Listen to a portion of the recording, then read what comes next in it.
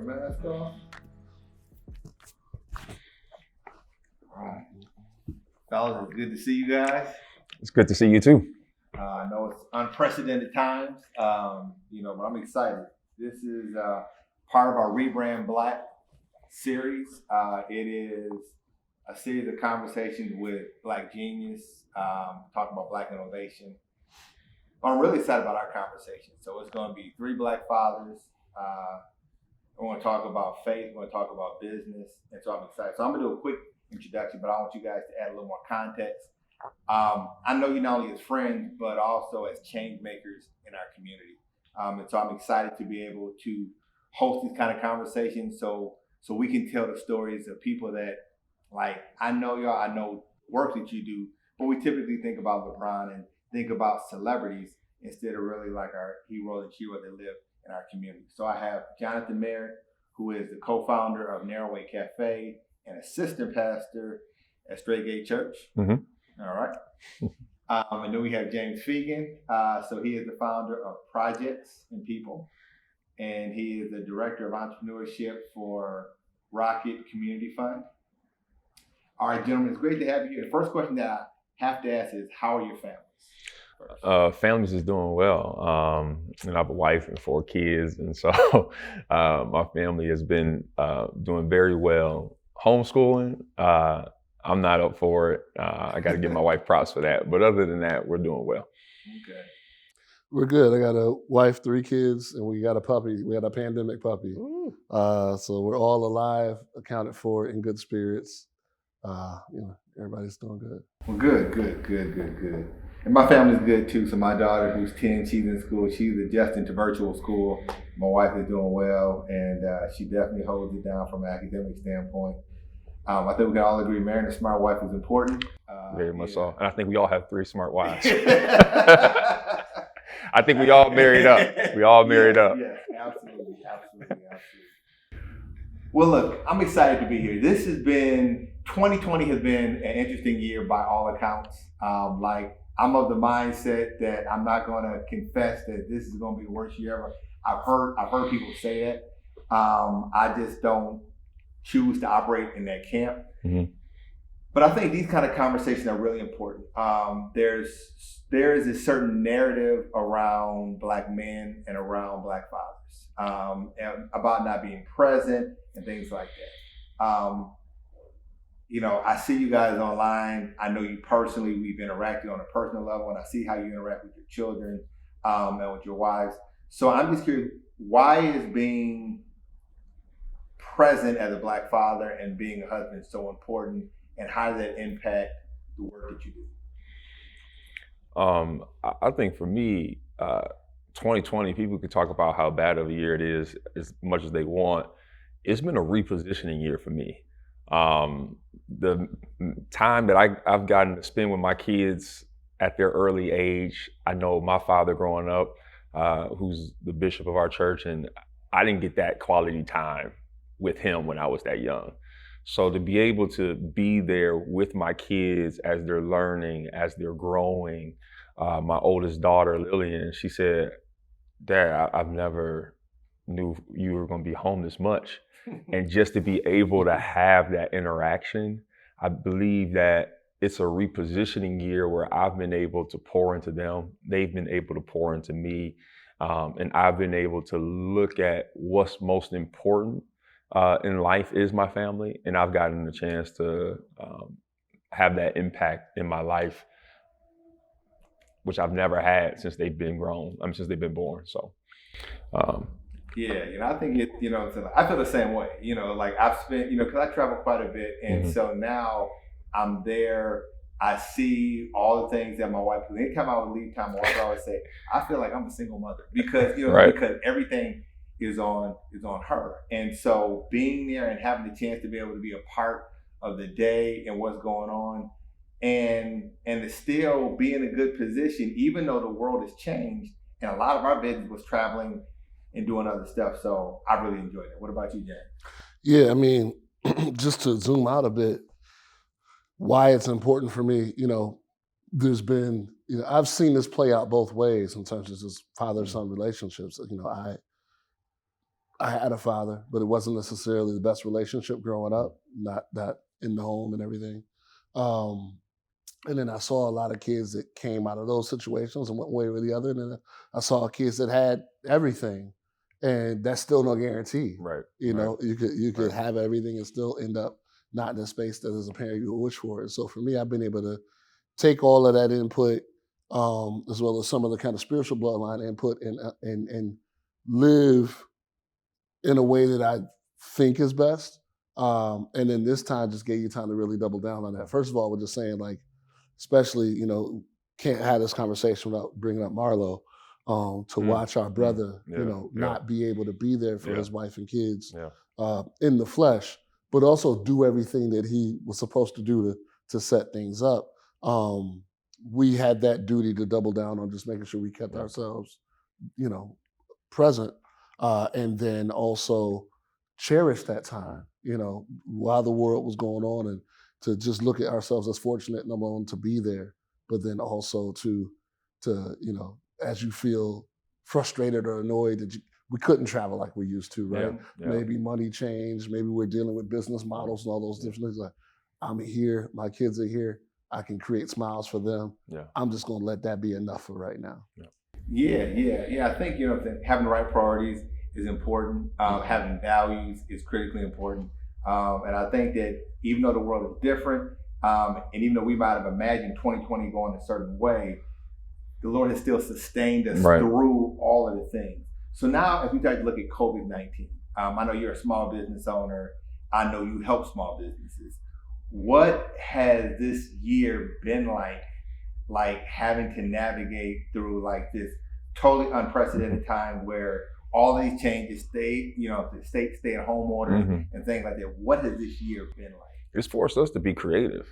You know, we were selling our beans for our coffee shop online prior to COVID-19, but it made us think about what we could take that further. And so we came up with a Java Club where now we ship beans all across the country to individuals who grab a hold to our marketing materials, whether it's online, whether it's word of mouth. And so it's really expanded our reach. So we had to really think outside the box of what we were normally doing and thinking that, okay, it's forcing us to shift probably for the better of making it, you know, of making things better for our customers here in Detroit and also for those across the country. Okay. You there? Yeah, it's done two things. It's accelerated some macro trends.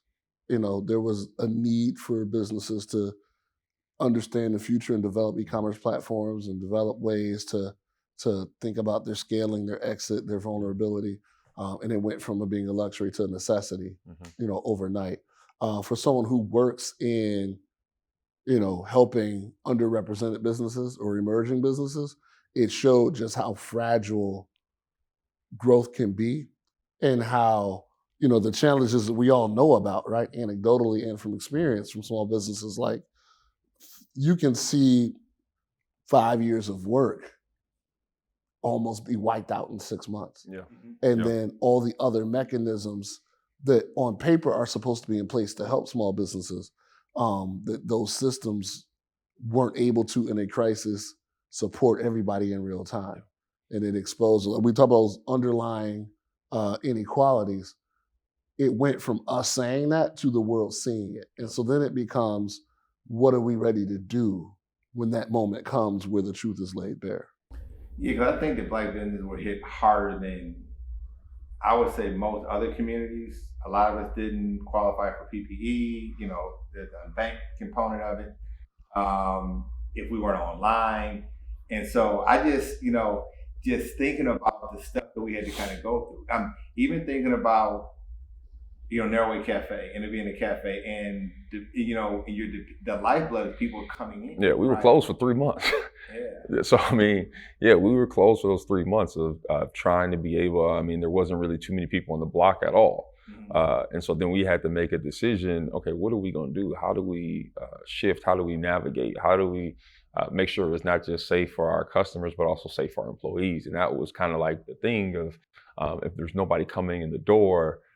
what is the point of it having open if we're going to have 0 sales, but also paying payroll, but we were still paying our people because we were able to get PPP. And so I think that, like, you know, it's one of those things that I think that every business has to find, okay, what is best for them in this situation. But for us, it was extremely, extremely tough. But I think that what happens is nothing in life comes easy anyway.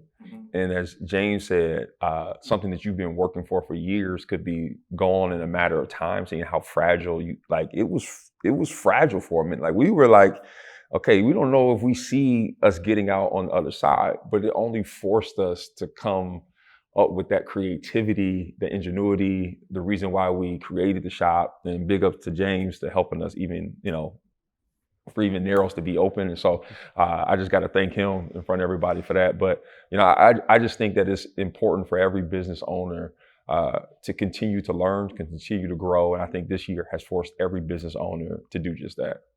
You know, I want to dive in real quick to this point. So, you know, because I don't know if we have enough of these conversations. So, so as you talked about Narrowway Cafe, and you talked about the fact that James Feagin played a role in, you know, in maybe some opportunities or things that happened, I guess, you know, the kind of behind the scenes. Because James, in my opinion, is more of a behind the scenes guy, but he makes things happen. Dude, like, he makes things happen. When I'll tell you, when I first, this guy showed up at the church. I know we ain't got, but I got to give him props though. Because really what it was is that he was part of another program at the time, trying to, you know, help push small businesses out there. And just us being able to tell the people at the church, hey, this is an opportunity for you to be able to have money for your business. And I think that's the key thing, is that you have individuals in your community who are basically, he's like one huge resource center where he has the ability to get either through a program on the phone, through connects, through influence, to be able to make things happen. And I think that these are the people who should be celebrated in our community. These are the people who should be lifted up in our community, because these are the ones helping making it happen for multiple businesses within the Black community in the city of Detroit. So big ups to this guy right here. Yeah. I can't even look him right now because I don't know who he is. I know. I feel like I'm going to have to write a check for this. You know, but I can say the same thing like about James, because when we started, like, it was called Rebrand Detroit first. And so, like, I heard about all these programs, and like, and so, like, I was like, I never win this stuff. So I'm like, I'm not attending none of this stuff. I'm not going to win. There's too many people, you know, applying. He's like, no, it's a meeting. You need to go to these meetings, talk to certain people, and just kind of just play it out. So it ended up being like 7,000 people applied. We were one of 32 winners. But it was that piece that was the catalyst for Rebrand Cities. Right. And so James hadn't have kind of encouraged me to kind of go down that path, I would have missed that opportunity. And so I know there's been times where I've seen James do a lot of great work, and I think it's important for us to give people their flowers like while they're living versus like after they're all gone, you know. So, you know, kudos to you. So what has been like your reason for wanting to make sure that our community is not left behind? Because I do see that thread that you make sure that you go into churches and places that most organizations might overlook. Yeah.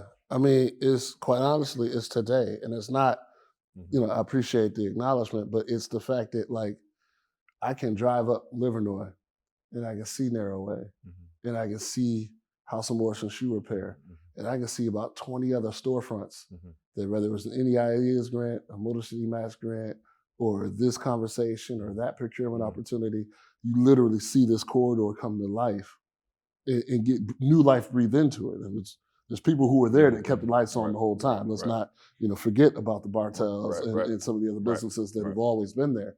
But you see some of this new energy coming in now, where we're able to fill some of the vacancies, reward some of the landlords that held on the spaces, but then also add this quality commercial mix to it, where now other families that are there that are ready to transition, they can get proper value for their homes.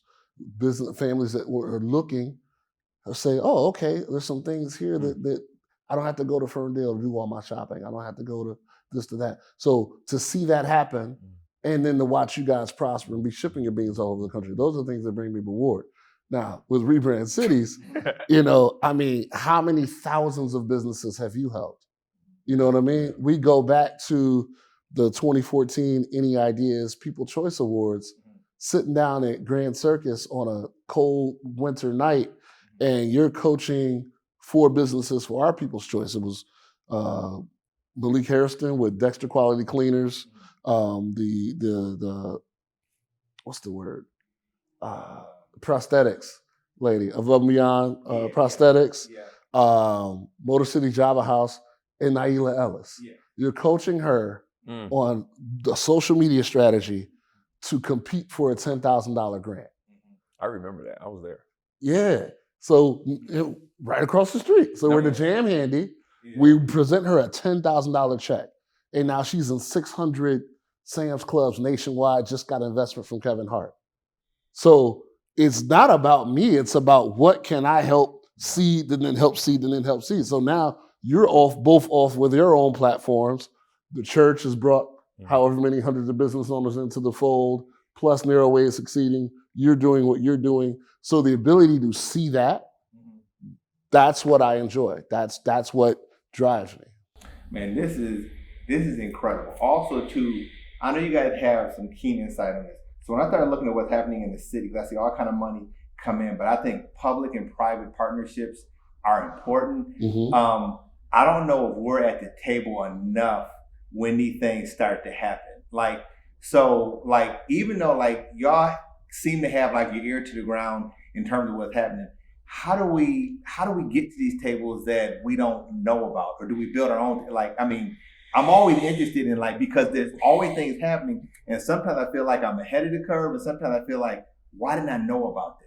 Well, I just think it takes somebody being in a position of power to be able to look at somebody else and enable them or give them the go-ahead to go into churches or to go into different places and strategies, or even yourself going across, coming up with this, Rebrand cities because of that, and being able to go across the country. And now you've given people a chance to have a digital footprint, a digital platform, enable for them to grow, and then they end up.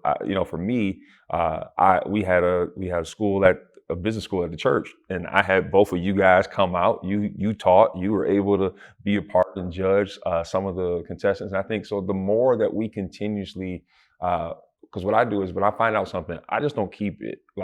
I forward it to other business owners that I know. Hey, even if it's the Bartels, yo, sign up for this grant. This is that. It's not just for me, it's everybody. Let's get on together. And so I think the majority of business owners don't just look out for themselves, even though I think people feel like they do. But you call me and you tell me, Haj, hey, this is what I got going on. I just want to let you know this is what's happening. I think that's really what it takes, is us not having the me mindset and having the we mindset of us bringing other people along together for the ride in order to go forward.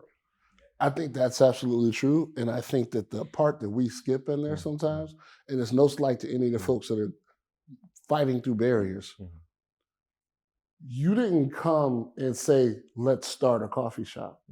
You were already running a coffee shop in the church. Yeah. So it was an existing concept that you had done things on that could then expand. Right. I knew about your work to come to you and say you should apply for this grant. You weren't sitting around talking about Rebrand cities. Right. You had been doing brand camps and hustling for years.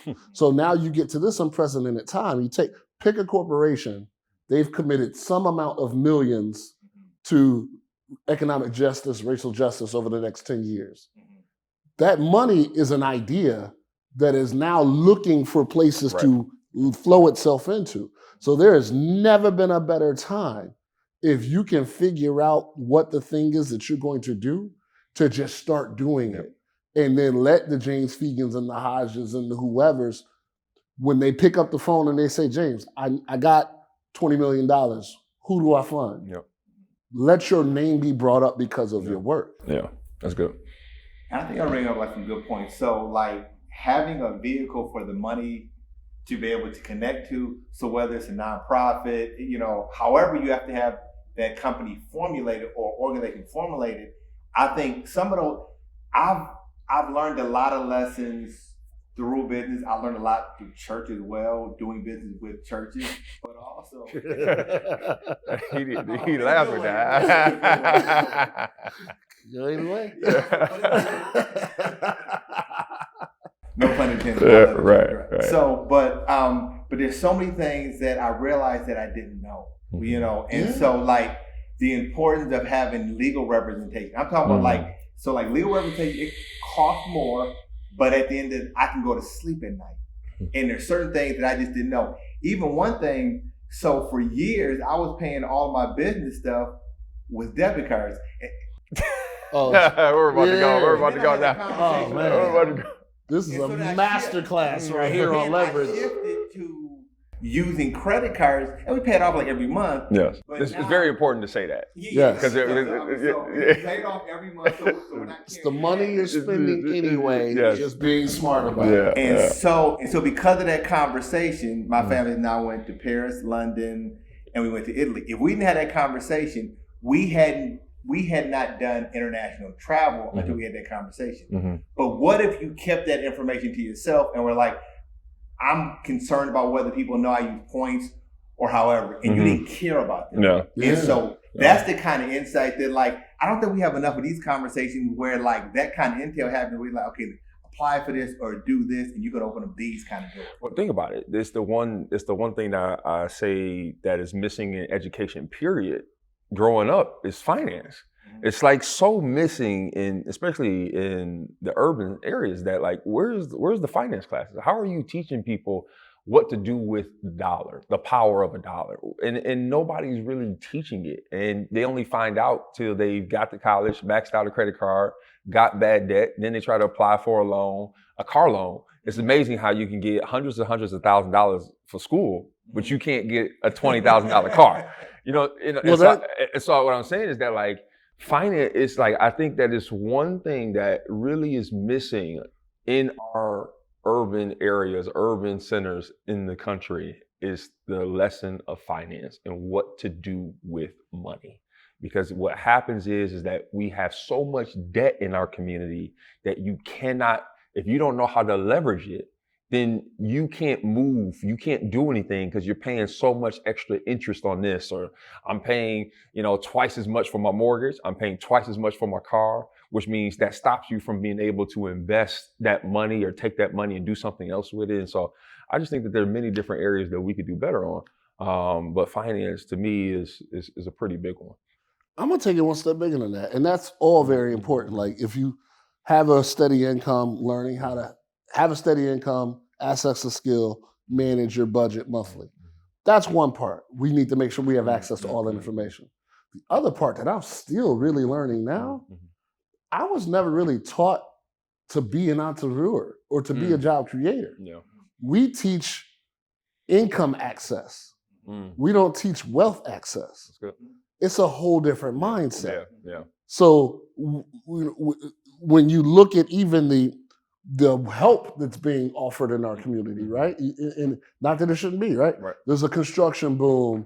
We want to make sure Detroit have access to jobs. Absolutely. But there's also contracts being given out. There's also new disruptions to ways of doing things that are being sorted out.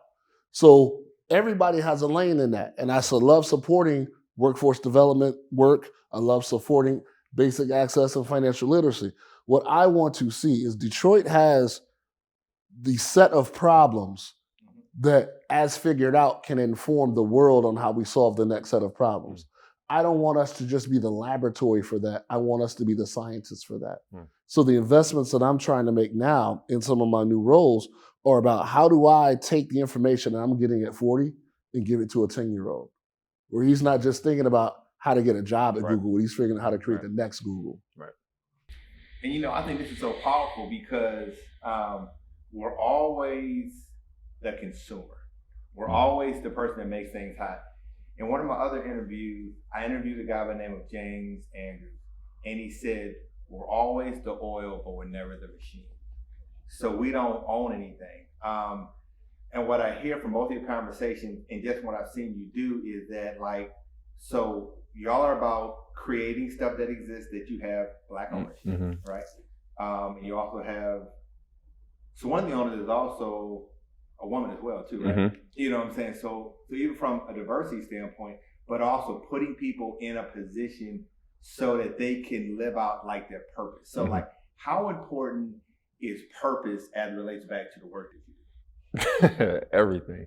My father, he raised me and my brother, and he says the community is everything. And so every single thing that we do is community driven.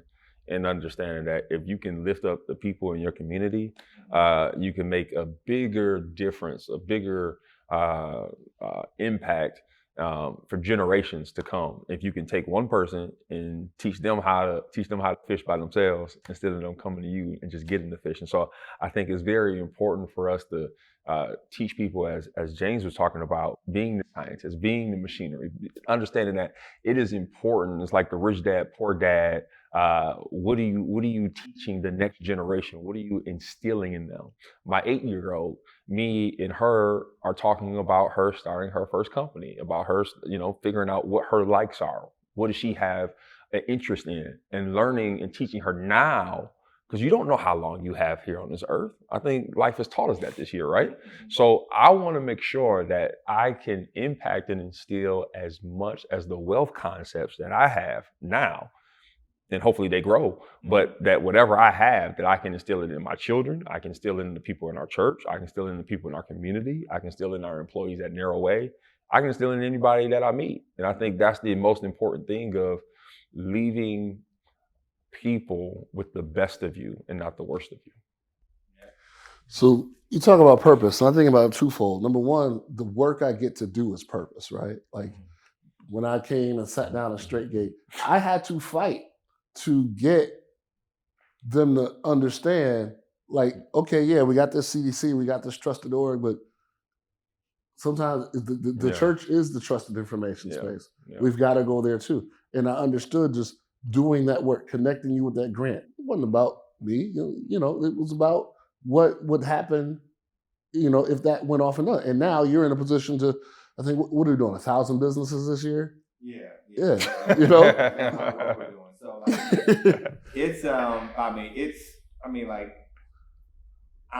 I honestly count it a privilege to be able to do something that I love. Yeah. I have, it's even better when you can do it with people that you enjoy doing it with. Mm-hmm. Yeah. And you can really try to make a difference. So purpose is everything. Because outside of that, it's like, it's almost like having a ship and there's no rudder. There's nothing to give you direction. I just want to come back and say too, I'll get into kind of how I'm seeing this season. Where I'm at right now doesn't make sense. It doesn't on paper. There are more qualified people on paper that have gone to schools and got the degrees and worked in the places and, done all. I've been placed in places only because I've listened to God on what I was supposed to do. That work I did and the work that you're able to do because of it, that's my resume. I don't have an educational pedigree. I don't have 10 years of corporate experience. I'm fortunate to be a part of results because of purpose. And so that's what got me here.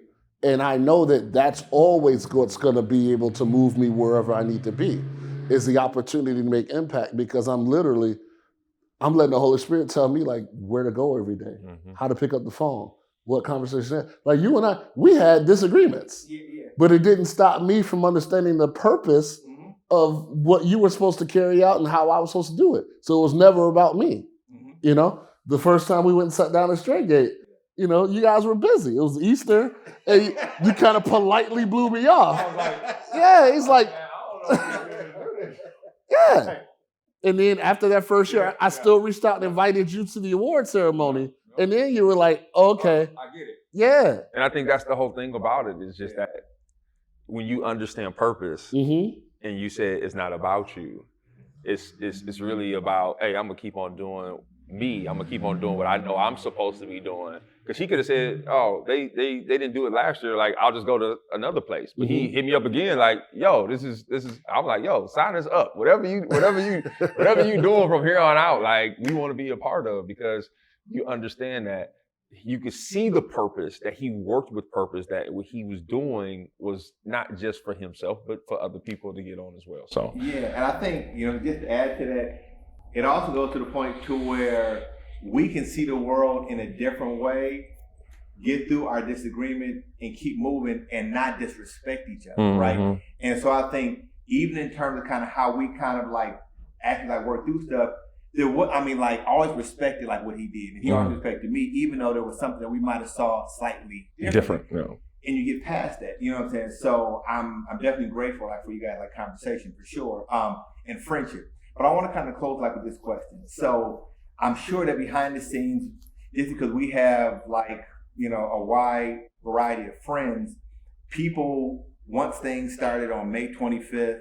people probably started calling you and texting you like, what could I do? Or like, what were some of the things that, or what would be your message for people who don't look like you, who are trying to figure out how to be a part of what's going on now in terms of for a social injustice or racial injustice, or trying to make sure that they're being empathetic to our community? I don't know if you guys have any thoughts. I mean, I'll say two-part. Number one, it's always about continuing to challenge yourself and challenge those around you. What conversations do people feel comfortable having? We got the holidays coming up, where I'm sure we're not going to get those, kitchen table moments we usually get. But like, just continually refine your circle and refine yourself. That's on the social front. On the economics front, just look at your spending. Look at the opportunities you create. We may or may not at some point perfect the conversational social side of this.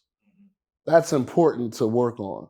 But what's also important is equity, wealth building, opportunity. So look at if you're on a job and you know how jobs work. Before they ever post a job, they say, hey, do you know anybody? Build your network so that you can recommend people that you trust, that you build that trust with, that you can get into that pipeline so they can be a part of the next, hey, do you know anybody? Look at your monthly spending and say, hey, is there an opportunity here for me to give an opportunity to some folks different? And if it doesn't work out the first time, it don't work out every time you go to Target neither, but you still go to Target. So don't write a whole group of people off because you have a less than pleasant experience. Just continue to work at it and just be conscious of that. If you shift, 10% of your personal spending, that can make a big difference on the outcome and the opportunities for someone else who hasn't been in that deal flow. Yeah, I think that's good. Yeah. Okay.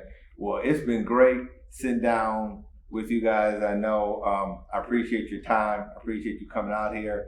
Also, just the examples that you guys said. So I've seen you interact with your children and your family, and it's clear that they love y'all. And it's not just because we have to. So, I see it and I appreciate that, and it encourages me because all of my crew, I only know good fathers. You know what I'm saying? I don't have a crew of guys, that I'm cool with that aren't good fathers. It's they're present, they're doing their thing and they're involved, you know what I'm saying? So I just, so I definitely appreciate that. No, thank you.